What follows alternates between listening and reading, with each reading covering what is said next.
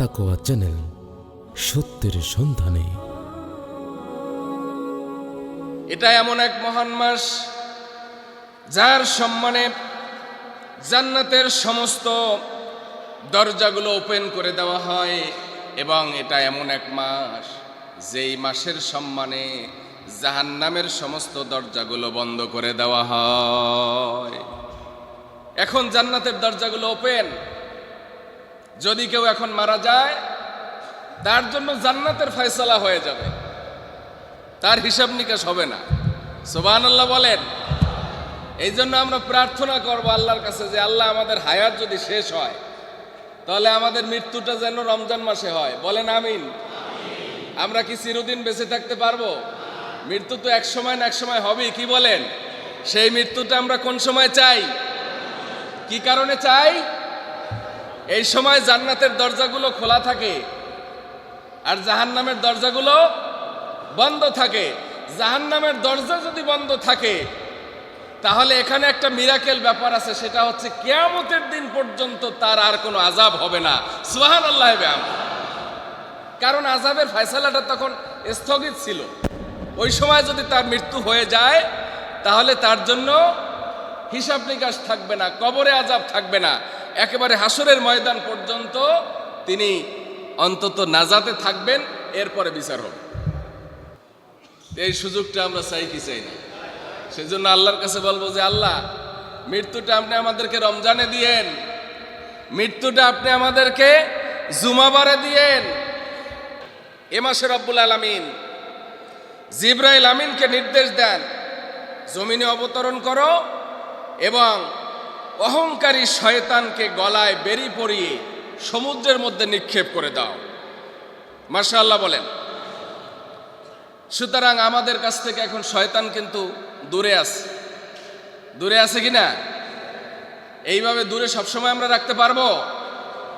বাকি 11টা মাস শয়তান আমাদের কাছ থেকে দূরে থাক, এটা কি আমরা চাই কি চাই না?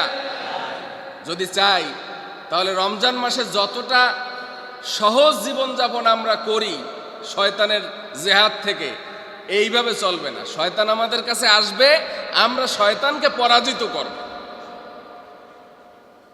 আমরা আমাদের কমিটমেন্ট দিয়ে, আমরা আমাদের দৃঢ় সিদ্ধান্ত দিয়ে, শয়তান বলবে এই কাজটা করো, আপনার বিবেকের কাছে প্রশ্ন করবেন যে এই কাজটা কি আমার করা ঠিক নাকি ব্যাঠিক। যদি বিবেক বলে যে এই কাজটা করা ঠিক নয়, শয়তানের প্ররোচনা থাকলেও আপনি সেই কাজটা করবেন না। এইটা রমজান মাসে ভালো কাজ করা যতটা সহজ, অন্য মাসে ভালো কাজ করা অতটা সহজ না। কথা কি বুঝে আসছে?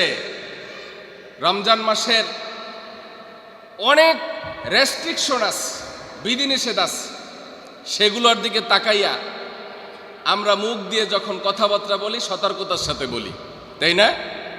আমরা গালমন্দা করি না, কিন্তু রমজান যাওয়ার সাথে সাথে আবার আমরা চিন্তা করি যে রমজান তো শেষ, এখন আর সমস্যা নাই। বিষয়টা কি এরকম? নাকি রমজান একটা ট্রেনিং? রমজান কেমন ট্রেনিং? এমন ট্রেনিং যে রমজানে যেইভাবে তুই চলছো সারাটা বছর তুই এইভাবেই চল, ঠিক কিনা বলেন? কিন্তু আমাদের নেচার হচ্ছে যে রমজান মাসকে বিদায় জানিয়ে আমরা আবার আগের মতো করে চলি। তাহলে রমজান আসলো আর গেল, আমাদের কি ফায়দা হল? রমজান থেকে আমরা কি শিক্ষা গ্রহণ করলাম? সুতরাং রমজান থেকে আমাদের শিক্ষা গ্রহণ করতে হবে। রাজি আছি সবাই? ইমানের সাথে সওয়াবের নিয়তে রমজান মাসের রোজাগুলি যদি কেউ রাখে তাহলে আল্লাহ রাব্বুল আলামিন বান্দার জীবনের সমস্ত গুনাহগুলো মাফ করে তাকে মাসুম বানিয়ে দেন। মাসুম মানে হচ্ছে বেগুনা, যার জীবনে কোনো গুনাহ নাই। এ মাসে যদি কেউ ইমানের সাথে সওয়াবের নিয়তে রাতের বেলায় নামাজ আদায় করে তাহলে তার জীবনের সমস্ত গুনাহগুলো আল্লাহ রাব্বুল আলামিন মাফ করে দেন। আমরা যে রাতে নামাজ পড়ি, এশারের নামাজ পড়ি, তাই না? এরপরে সুন্নত পড়ি, এরপরে তারাবির নামাজ পড়ি। এই তারাবির নামাজে আমরা যে দাঁড়াই, এই দাঁড়ানোটা অনেক বেশি ফজিলতের। এই অবস্থায় যদি আমরা নামাজকে দীর্ঘ করি আল্লাহ রাব্বুল আলামিন হাসরের ময়দানে আমাদের দাঁড়ানোটাকে শর্ট করে দিবেন। হাসরের ময়দানে কারো কারো 50,000 বছর পর্যন্ত দাঁড়িয়ে থাকতে হবে। কয় বছর? 50,000 বছর দাঁড়িয়ে থাকতে হবে। 50,000 বছর দাঁড়াইতে পারবেন সবাই? 50,000 বছর যদি কেউ না দাঁড়াইতে চায়, তাহলে নামাজে বেশি সময় দাঁড়িয়ে থাকতে হবে। সেইটা কোন নামাজ? সেইটা হলো নফল নামাজ, তারাবির নামাজ, তাহাজ্জুদের নামাজ। এই সমস্ত নামাজগুলোতে যত বেশি লম্বা দাঁড়িয়ে থাকা যাবে, হাসরের ময়দানে তার দাঁড়িয়ে থাকাটাকে আল্লাহ রাব্বুল আলামিন তত কমিয়ে দিবেন। জোরে বলেন সুবহানাল্লাহ। কত সুমহান এই মাস! বান্দার আমলের সুন্দর পরিবেশ আল্লাহ রাব্বুল আলামিন তৈরি করে দিয়েছেন। আল্লাহ রাসূল সাল্লাল্লাহু আলাইহি সাল্লাম বলেছেন, শাহরুম মুবারাকা, এটা হলো বরকতের মাস। এটা কিসের মাস? জোরে বলেন, এটা কিসের মাস? এ মাসে যদি কেউ একটা সুন্নাত আদায় করে, তাহলে অন্য মাসে একটা ফরজ আদায় করার সমান সওয়াব বান্দার আমল নামায় লেখা হয়ে যায়। এই মাসে যদি একটা ফরজ আদায় করা হয়, তাহলে অন্য মাসে 70টা, এই মাসের একটা ফরজ অন্য মাসের 70টা ফরজের সমান সওয়াব বান্দার আমল নামায় লেখা হয়ে যায়। সুবহানাল্লাহ বলেন। আমরা 1 রাকাত ফরজ আদায় করলাম, না যেন আমরা 70 রাকাত ফরজ নামাজ আদায় করলাম। সুবহানাল্লাহ বলেন। এইভাবে সমস্ত ভালো কাজকে হাদিসের মধ্যে আসছে 10 থেকে 700 গুণ পর্যন্ত বৃদ্ধি করা হয়। কত গুণ?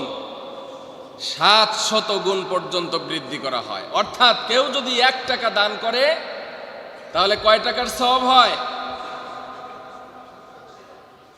70 হইল স্বাভাবিকভাবে, কিন্তু এটাকে 7 থেকে 700 গুণ পর্যন্ত বর্ধিত করা হয়। সুবহানাল্লাহ বলেন। আল্লাহ রাসূল বলেছেন, কুল্লু আমালি বানি আদম ইউদাফ, মানুষের প্রত্যেক আমলের প্রতিদান রমজানুল মুবারকে বহুগুণ বৃদ্ধি করে দেওয়া হয়। আল হাসানাতু বিআশরি আমসালিহা ইলা 700। এই যে বললাম না যে 7 থেকে 700, এই 700 অর্থ হইল 700, মিয়া অর্থ 100, আর 7 মানে হলো 700 সওয়াব একটা আমলের বিনিময়ে বর্ধিত করা হয়। আত্মাকোয়া চ্যানেল, সত্যের সন্ধানে।